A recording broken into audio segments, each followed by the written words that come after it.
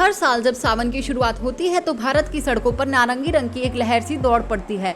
लाखों लोग बिना किसी लोभ, डर या मजबूरी के नंगे पांव कांधे पर कावड़ लिए जल के कलश के साथ निकल पड़ते हैं उस महादेव तक जो हर हकदार को अपनाते हैं। इस यात्रा को कहा जाता है कावड़ यात्रा। लेकिन क्या आप जानते हो कि ये कावड़ यात्रा सिर्फ एक नहीं बल्कि कई प्रकार की होती है। हर एक यात्रा के पीछे एक भावना है, एक नियम है और एक रहस्य छिपा है। आज हम जानेंगे कि कावड़ यात्रा कितने प्रकार की होती है और हर एक में ऐसा क्या विशेष है जो उसे बाकी से अलग बनाता है।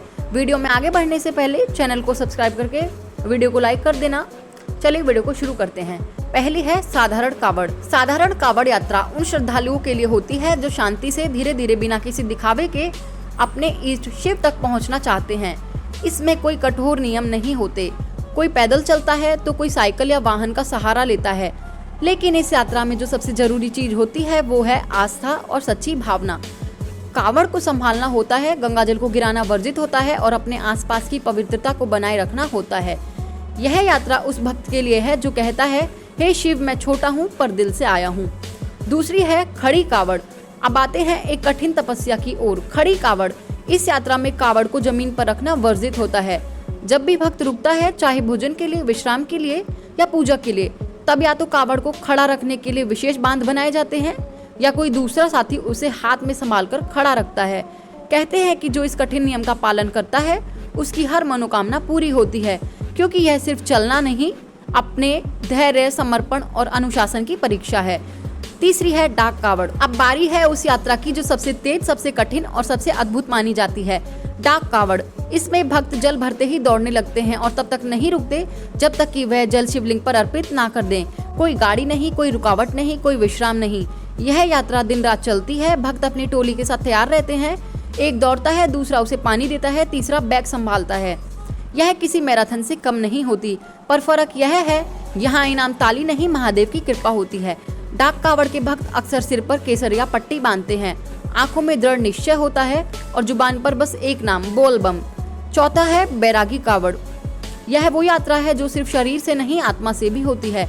बैरागी कावड़ में शामिल होते हैं वो भक्त जो व्रत करते हैं, और वो भी मौन व्रत, और पूरे मार्ग में किसी से बातचीत नहीं करते। उनके वस्त्र सफेद या गेरुए रंग के होते हैं।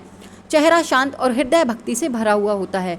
ये वो लोग होते हैं जो शिव से मांगने नहीं, स्वयं को समर्पित करने निकले होते हैं। उनकी यात्रा धीमी होती है पर प्रभावशाली होती है। उनकी आंखों में भक्ति की जो गहराई होती है वो शायद किसी बड़े प्रवचन में भी ना मिले। कहते हैं कि ऐसे बैरागी कावड़िए महादेव के सबसे प्रिय होते हैं। पांचवी है मोटर कावड़। समय बदलता है और भक्ति भी नए रास्ते से चलने लगती है। आजकल एक नई शैली देखने को मिलती है, मोटर कावड़। भक्त अपने वाहनों, ट्रक, जीप, बाइक, यहाँ तक कि मिनी बसों को सजाकर उसमें गंगाजल लेकर शिवधाम पहुँचते हैं। डीजे बजता है, झंडे लहरते हैं और नारंगी झांकियां देखने को मिलती हैं। कुछ इसे दिखावा मानते हैं तो कुछ इसे सामूहिक भक्ति का उत्सव कहते हैं। अगर नियमों और मर्यादाओं का पालन हो तो ये भी शिव की आराधना का एक सुंदर रूप है। छठी है झंडी कावड़।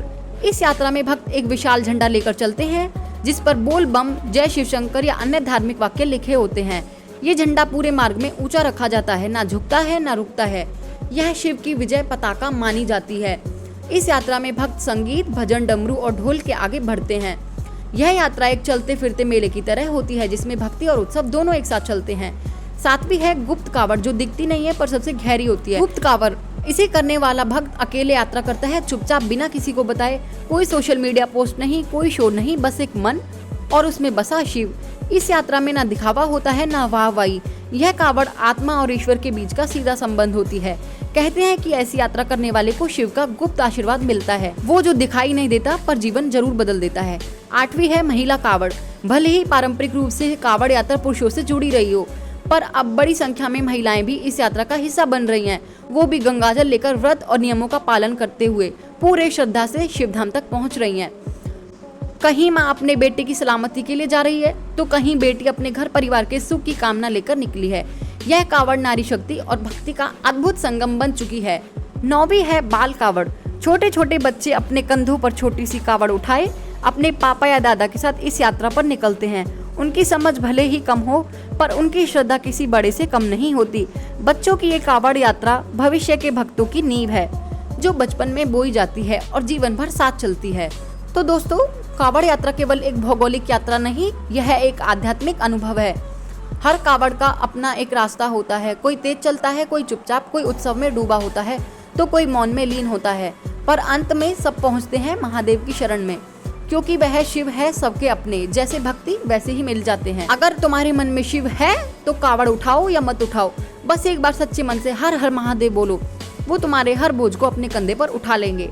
तो दोस्तों यही थी कावड़ के बारे में जानकारी। आपको वीडियो अच्छा लगा हो तो चैनल को सब्सक्राइब करके वीडियो को लाइक कर देना, ताकि आने वाली वीडियो की नोटिफिकेशन आप तक पहुंच जाए। मिलते हैं अगली वीडियो में, तब तक के लिए जय श्री राम।